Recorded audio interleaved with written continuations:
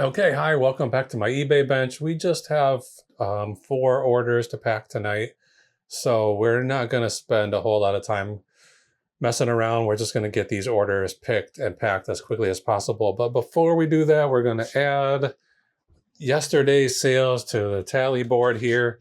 So today is Tuesday, May 7th? 6th, May 6th. So yesterday was Monday. We're going to add those two orders to Monday. So slow day yesterday. Today, not much better, just the 4 orders, but a couple of bigger ones. I got it like a $100 sale here, so not too bad. We'll get these orders ready to go tonight and get them shipped out tomorrow morning. So bear with me for 1 second. I'm gonna find these items and get them ready to ship. Okay, we're back. I'm just putting do not disturb on so we don't get a lot of notifications. And let's open the eBay app. We got 4 orders, says paid, ship now, so we're gonna go ahead and run these down. Okay, let's grab this basket. Do we need it? Yeah, we might as well take it. Okay, we'll start at the bottom of the list and work our way up. Okay, let's see. LR4C, that's this right here. I'm sure that's it. So I'm gonna pick these 4 orders out of my inventory, and then once we've got them all ready to go, we'll start packing them. And I'll tell you a little bit about where I got each of these items, how much I paid for it, how long ago, and how much it sold for. And then ultimately at the end of the video, we'll buy the labels to ship them to the new owners, and we will look at exactly how much profit each of these items made. Okay, CL Mid 4A is right here. This is an old one. Yeah, here it is. Steve Jobs. Okay, then the last thing is some dishes. It's Crate and Barrel bowls. I'm not sure where they are. CL left 3B, so it's got to be here somewhere. It's a lot of 6. 1, 2, 3, 4, 5, 6. Yeah, so it's these 6 right in the middle. Let's get this stack unstacked for a second. There are these. These are cool. Say floor. I'm not sure what it means. Okay, let's get these 6 bowls out. This is going to be the most complicated sale here. Looks like my Sharpie from that package that says floor transferred onto there. So I'm going to see if I can't get that removed with some alcohol before we get too far ahead here. I think it will come right off. I hope it will, because this is the big sale of the day here. Okay, I've got some alcohol. Do I have... I'm supposed to have a roll of paper towels down here somewhere. It's probably in here. I would have been using it. Oh, no, not in here either. Well, let's see if it's going to come off first, and then make a decision about paper towels. Okay, yeah, that'll come right off. All right, good. I know I brought a roll of paper towels down here, but I don't see it anywhere. So I'm going to look in this drawer and find one that's a little bit used. It'll be fine.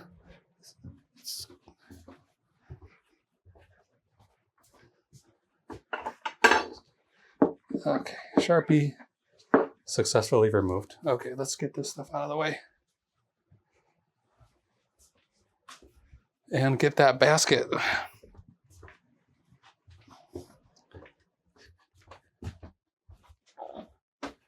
This actually belongs in the medicine cabinet. I brought it down here because I had so many plates with Goodwill stickers on them. And I got the stickers off pretty successfully, but I left a lot of residue, and then I came back with the alcohol to get the residue off. So it's like you got to use some kind of chemical to get the sticker off and then something else to get the chemical off. So it's just a big disaster trying to get these stickers off. It seems like they're getting more and more intense all the time. Like they came up with some new stickers at the Goodwill now that are essentially impossible to remove without leaving residue or scraps of the sticker or something. I hate these new stickers. I get it. They're worried about people changing their stickers around in the store, but I don't want to be punished because of somebody else's bad behavior. Okay, I need 5 of these. 1, 2, 3, 4. About that size. So I usually put a piece of cardboard in between each of these. If I'm shipping bowls or plates, I'll put a piece of cardboard in and then put a piece or 2 of bubble wrap to protect them from each other. This is exactly what I'm going to do now. I'm going to use 2 sheets and then put this bowl in there. And then that already has cardboard. That's 3. This roll is running out and I really don't want to. I don't want to pick up the other. I don't want to open up my other roll that I have tonight, but I might have to. It's already after 9, so it's kind of late. It's only these 4 orders, and the other 4 are going to be very simple packs. This one's going to be a little bit more complicated, but I don't want to spend all night down here. I want to get to bed early. I usually pack at night so that I can ship stuff the next day. I offer next day shipping policy. It's part of my deal with eBay. I get a little bit cheaper final value fees by offering free 30-day returns and next day shipping. But it isn't always easy to get everything packed in one day, shipped out the next day. Okay, I'm going to put a little paper in this top bowl. And then I'm going to wrap this whole thing in more bubble wrap. And I'm going to try to keep these bowls as tight together as I can. I don't want them to be bumping up against each other when they ship. Okay, I'm going to use this tape for a second. I'm just using this regular Scotch tape to hold that in place, and then I'm going to wrap it with shrink wrap. The shrink wrap will shrink. I mean, that's what it does. So you pull it tight, and then it shrinks back on itself and makes the package as tight as it can be. So I don't want these plates moving. The most danger that they have right now in packing and shipping while it's being delivered is bumping against each other. So if I can make this super, super tight and they can't move, that's going to be the best bet. Even this bubble wrap isn't probably 100% necessary if they're fully tightly pulled against each other. Okay, that's good enough. Okay, I really don't want to take out that other roll of bubble wrap, but I feel like I should put another layer or 2 around here. But right now I'm going to say it's fine. Okay, I'm going to use one of these bigger 12 by 12 boxes and put this inside there. These bowls, how big are they? I think they're probably 9 inches. So they could use a little more space in this 12-inch square. If they're 9 inches, that's going to give me 1.5 inches on each side. Where's my tape dispenser? So 1.5 inches on each side for packing paper is probably not great. It should probably be 2 inches or more.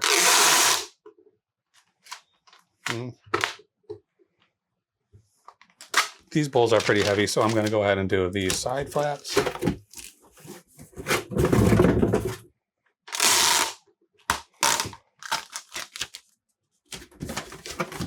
And I'm going to cut this down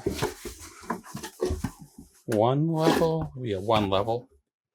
These boxes have these pre-scored lines, so you can make the box shorter by just cutting the corners. So this box will end up being 12 by 12 by 11. Okay. Paper.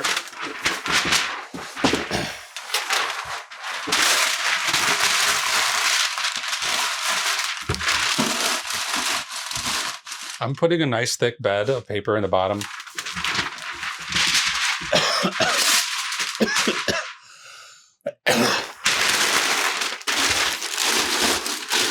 Excuse me. So I'm going to put probably going to put another layer of paper in here. I want to get that, I should be able to get like 2 or 3 inches on the bottom.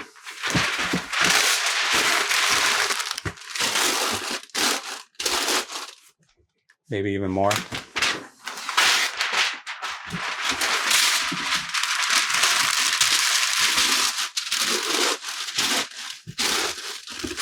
Okay.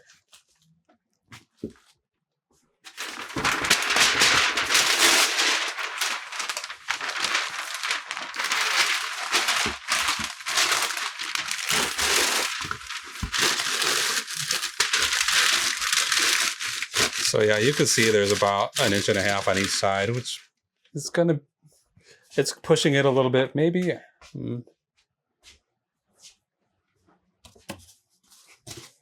Maybe I should maybe I will. This will be pretty fast and easy to put some extra cardboard on each side so that if there are some bumps, it'll have a little bit more layers to get through before it gets to the box. I mean, to the plates.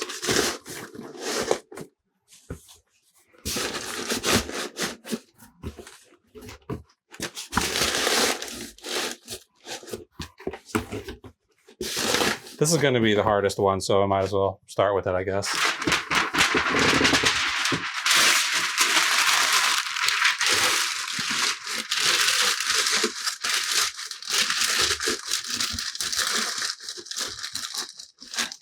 So yeah, I spent a lot of years walking past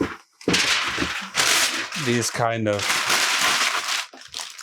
what I would consider cheap department store dishes, because it just never crossed my mind that anybody would be looking for Crate and Barrel or IKEA or Pier 1 or even Target brand dishware when there's, you know, Wedgwood and Waterford, you know, good quality brands.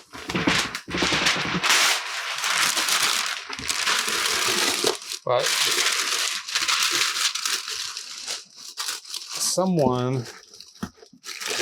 at one point, someone online suggested that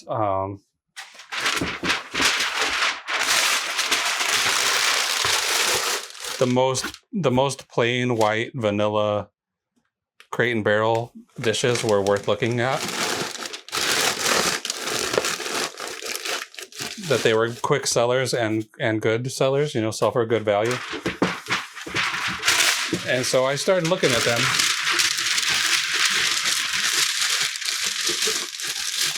At the thrift stores where I wouldn't have even considered looking at them before that. And they are good sellers. You know, the theory that I have is that, you know, many people buy dishes. They buy a whole set of dishes when they move into a new house or something.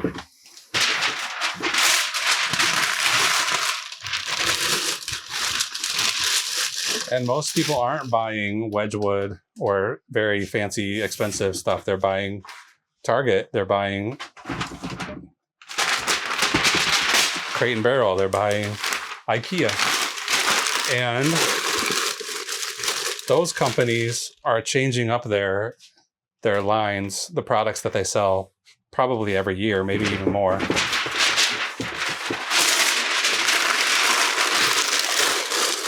So if you got a set of dishes from IKEA in 1998 and you broke one of them in 2024, you can't just go to IKEA and buy a replacement. So people want to keep their dishes, the same ones they've always had. They're not going to go to Crate & Barrel. They're not going to go to Pier 1. I'm not sure Pier 1 even exists anymore. So the only option they have is to go to eBay. So these 6 plates I spent, let's see, I think I spent about $10. Yeah, $10 even on. I bought these at the Goodwill in February of this year, so just a couple of months ago. I bought them for $10. I sold them for $89.99 plus shipping. It's probably going to be, I don't know if it's like $14 shipping. Let's see, it's on here. Crate & Barrel. Yes, $17 shipping, almost.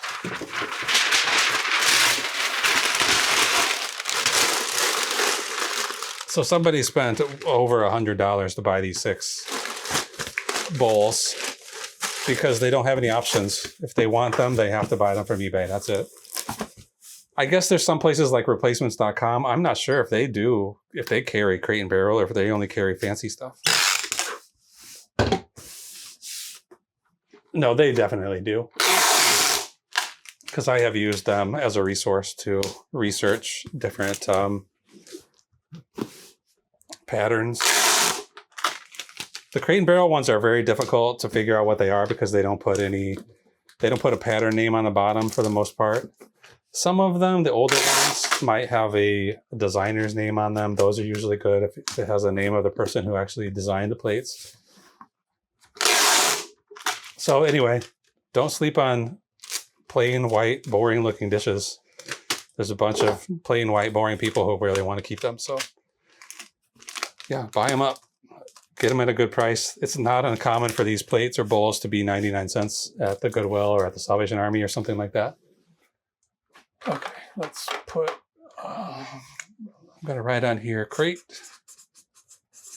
And I'm going to move this computer. Let's find out how much this weighs. Oh, it could be 7 pounds? 8, almost 9. I'm not good at estimating weights. Okay, I'm calling it 12 by 12 by 11. And it's going to a buyer's whose initials are, come on. This app is running slow tonight. Let's try it again. Go back. PHM. It seems like the bigger the package is, the more likely it is going to California. So this one's going to California. Okay, let's get back to the bottom here. This is a music book, like a church book. It's got like, all these hymns. I assume, I'm not sure if this would have been something that's at every pew and that the parishioners read along with, or this is something that the organist or somebody uses. But these books, I keep finding them now. I got a bunch of them, like big, super big ones that are definitely they're like binders of music that are 100% for organists or choir directors or whatever. And it's made by this same company, Gather.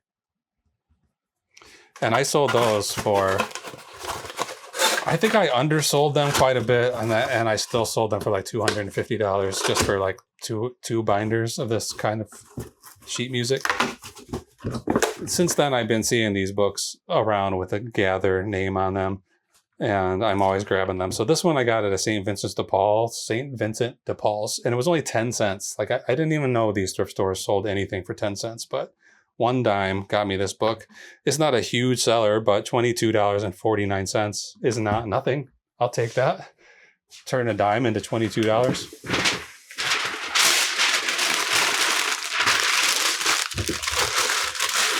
I probably could have gotten more for it, except someone drew a little line across it, and it has a lot of stickers in the front that from the people who donated it. I'm not sure what a confiteor is. Confiteor? It's about confession, I guess. And then memorial acclamation. I don't know what that is either. So if it didn't have all these stickers and this writing on it, probably be looking at $30 or $40 instead of $22.50.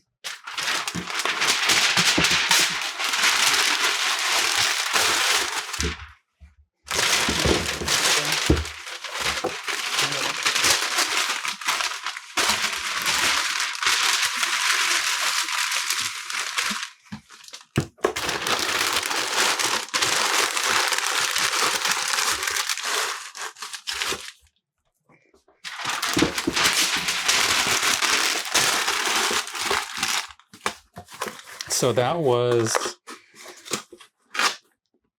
are these bought on the same day? Yeah, I got these on the same day as these bowls, February 28th. So I must have been out on a shopping expedition, going to one store after the other. This was St. Vincent's, that one was Goodwill.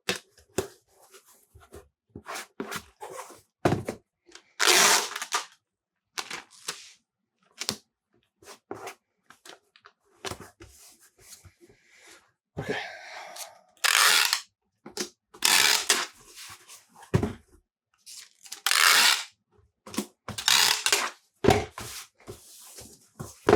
All right. Gather. This is how much? 4 pounds? No, 212. So call it 3 pounds. 13 by 11 by 3, and it's going to JA. Okay, next up. So this is just a case for some wireless earbuds. These are my own earbuds. I bought these at Target probably 3 years ago. They were on sale. This brand is called JLab. It's not, they're not fancy ones. I think I bought all 3 of them for $25. I bought 3 pairs of them to have one to use and then backups just for when these stop working. And I had a similar set before, different model number, so I knew that they were good enough quality for me. I was happy with the sound quality and whatever. But after a couple of years, like I lost one of them. I lost the left one. I almost always only use the right one anyway, so it was no big deal. I'm mostly using them at work, and I can't be totally shut off from the world. I need to be listening to stuff in one ear and listening to what's happening around me with the other ear. So I lost the left one. I wasn't too worried about it, although it did disappear in a weird way, and I dropped it in the driveway and I could never find the second one. So anyway, a couple of days ago at work, this earbud, the right one that's still left, the right one that I still own, it would not connect to Bluetooth anymore. I don't know what went wrong or why it wasn't connecting, but it was working fine in the morning when I took the dog for a walk. By the time I got to work and tried to use it, it was not working anymore. So I tried to get it, reset it a bunch of times and did a lot of different things trying to get it to work. And it could never pick up that signal for some reason. It never did that connection. So I decided to just throw it in the garbage and go in my drawer and get one of my backup sets out. And just for some reason, I thought, I wonder if anybody buys just these cases, and they definitely do. So I looked it up. They're selling for like $12 to $15. Excuse me, just for the case. And I'm sure, when I bought these new, what's 25 divided by 3? So like less than around $8.50 or something. I paid like $8.50 for these 2 or 3 years ago. And whoops, I wrote J-Bad when I was supposed to write J-Lab, for only 4 ounces. So I thought maybe people will buy these. Turns out they do. They're buying them for $11. I wanted to just move them right away. I'm not trying to make a lot of money on them, so I just listed them for $10. I took the spare earbud tips that come with them, with the new ones, the backups that I took out. You know, I use the size that I use. I already weighed that. KR. So I listed these today, and they sold within 2 hours. And then I got a message saying, please cancel the order. And I thought, oh no, this guy didn't realize that it was just the case. And now I'm not going to sell them after all. But in the cancellation request, he said, I accidentally put the wrong address. So that's a good buyer. If he recognized that he put the wrong address and I didn't have to worry about, you know, usually what happens is after the fact, somebody will contact you after they've bought your item and say, can you ship it to a different address? Which, I mean, you can if you want to take the risk that they will just say they never received it. But you have to really ship to the address that's on file with eBay. Otherwise, you're just taking too much of a chance that they will just lie and say they didn't get it. So usually somebody does that. They buy something and then they say, will you ship it to the wrong address? Then you say, I'm sorry, no, I can't do that, but I can cancel the order. You can update your address with eBay and then buy it again.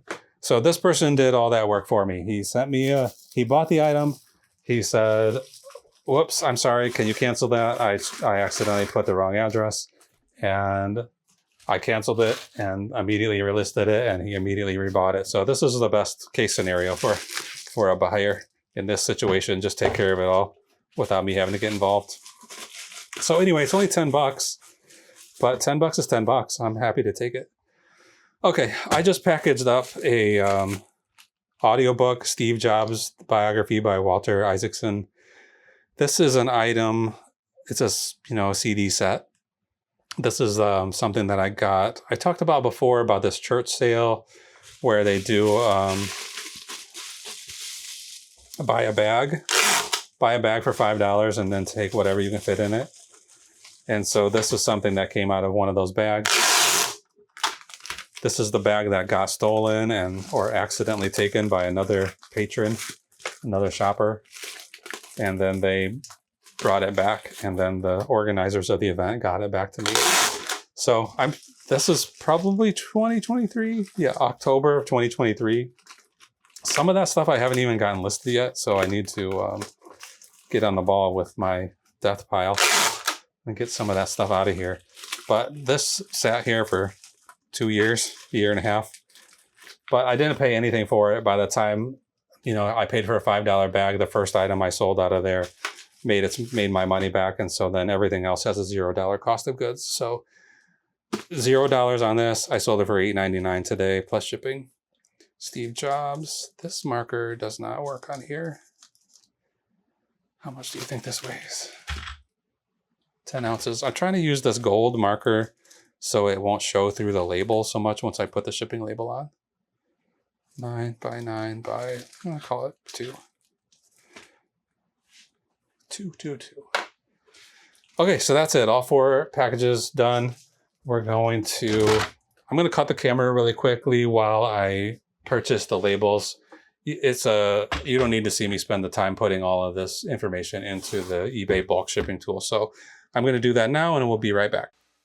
Okay, so I've got everything in. I'm buying the labels now. We spent just over $33 in shipping. And we're going to print these labels, and then I'll tell you, while they're printing, I'll tell you how much profit we made on each item. So, okay, the Steve Jobs audiobook, not much. What's happening? We didn't make much on that. Okay, print this. Print, okay. $6.67 on that. I undercharged a little bit for these Crate and Barrel plates, especially going all the way to California. I only charged them for 7 pounds, and it's a 9-pound box. So that's, it's not that big of a deal. I only lost about $1.50 or $2. But in profit is $64.96, so almost $65. The little earbuds that I was just about to throw in the garbage yesterday morning, $7.63. And finally, this music book from Gather, this church book, $16.86. This isn't the most exciting day of sales ever. We're ending up with a profit right now of $96.12. The day's not quite over yet, so we could have some more sales. We'll see how that goes. So right now, average profit per day of April, we're only 6 days in, is $68.28. So that number needs to go up quite a bit by the end of the month. That has to be at least $100 and hopefully $150. And then the average sale per item, the average profit per sale is $15.67. So I'm going to get these labels stuck on these boxes. I'll do a porch pickup tomorrow. I'll request that the carrier comes and takes them. She's been doing a great job of that, and I'm really happy with how that's going. So I'm going to keep doing that. And then we'll be back tomorrow with some more packing. So thanks so much for watching. We'll see you again soon.